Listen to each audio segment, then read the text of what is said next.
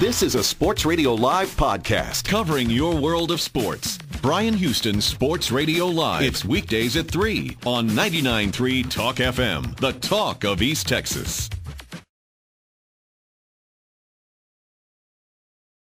Bryan, how are you, sir? Hey, real good, Bryan. How about yourself? Doing great. Thank you very much for doing this. We really appreciate it. No, a real pleasure. All right, as soon as he gives me the high sign, we'll rock and roll. All right, here we go.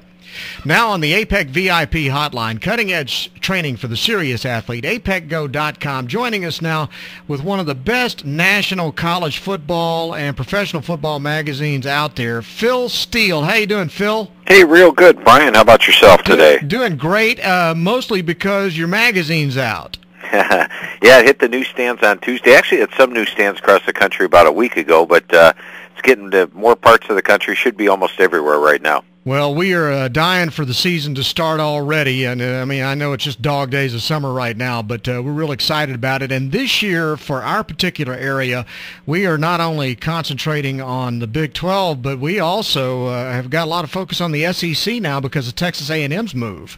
Yeah, and I think it's going to be an interesting move with Texas A&M to the SEC. The one thing I'm really interested in looking at this year in that move is Texas A&M's offensive line. You know, last year, Texas A&M statistically had one of the best offensive lines in the country.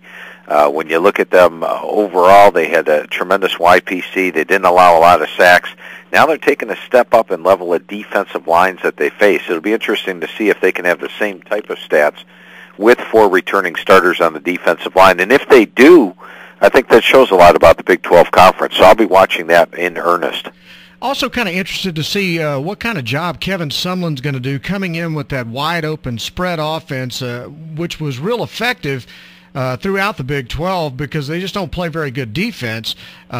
Whereas when you get into the SEC and you start playing with the big boys there, it's going to be real interesting to see if that offense is still as effective when you got these massive pass rushes that Alabama and LSU and others can put on you.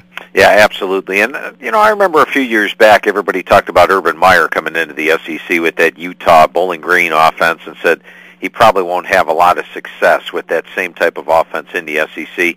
Turned out pretty good for him with a couple of national championships. I do not expect the same immediate success for Coach Sumlin and company. He's, of course, working in that new offense. They're taking on a lot tougher defenses than they faced last year.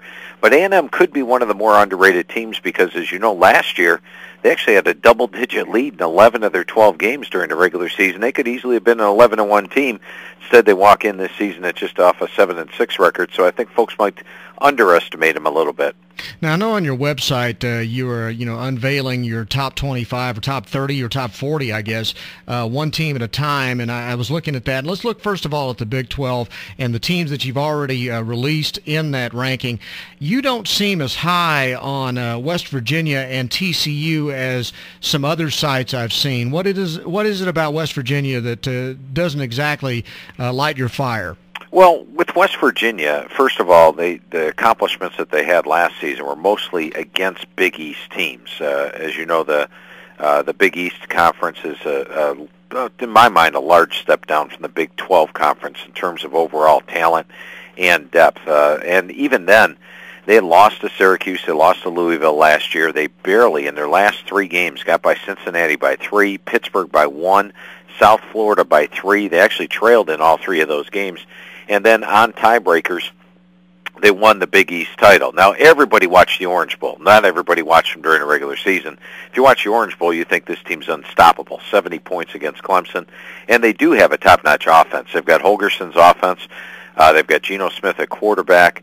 The running back core appears to be better. They got my number 4 set of receivers and number 16 O-line.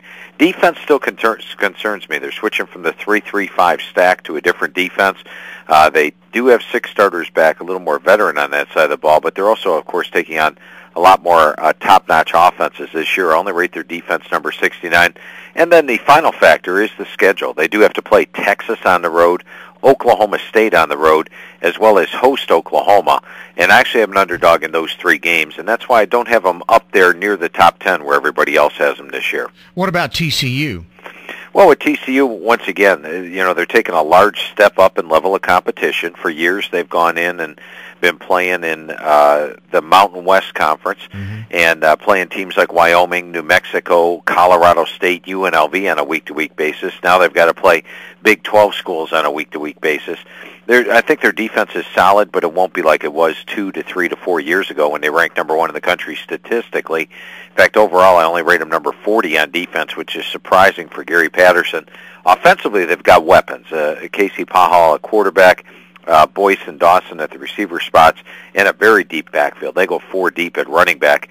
It should be a great start to the season. TCU fans are going to be pointing at me and saying, you are dead wrong about our team when they open up 7-0 possibly this year. But look at those last 5 games this year, at Oklahoma State, at West Virginia, at Texas, and then home games against Oklahoma and Kansas State. They're going to be an underdog in 4 of those 5 games, and that's the reason I have them down there at number 36. Okay, and then conversely, you seem really high on Texas and Oklahoma State, higher than I've seen in some of the other sites. Why are you so high on Texas, particularly given the uncertainty at quarterback? Well, it's, in my mind, a lot more certain at quarterback than it was heading into last year. I think Garrett Gilbert was your starting quarterback last year for Texas, and that was a shaky status coming into the year. It proved to be so because after 2 games he got pulled. They went with a couple of untested guys, and David Ash and Case McCoy. I thought both those guys had glimpses of their talent and potential, but they also showed that they were first-time starting quarterbacks and guys that hadn't taken first-team reps in the month of August as Gilbert was a starter. This year, both guys taking reps with the first string. Of course, Ash is your clear-cut starter, but I like McCoy coming off the bench. And when you've got a backfield like they do as far as running backs go, Malcolm Brown, Joe Bergeron, 2 top-notch running backs, and then you add in my number 1 rated running back out of high school, and Jonathan Gray. They've got one of the best running back corps in the country. Jackson Shipley last year missed a lot of time with injury at receiver. He's back and healthy. They also have my number 8 rated offensive line. And last year they had the best defense in the Big 12. I'm a defense guy. I think defense wins a lot of football games. And I think Texas probably has the best defense in the Big 12 as well. So an improved offense, top-notch defense. And when you factor in their schedule, they get West Virginia at home. They get TCU at home.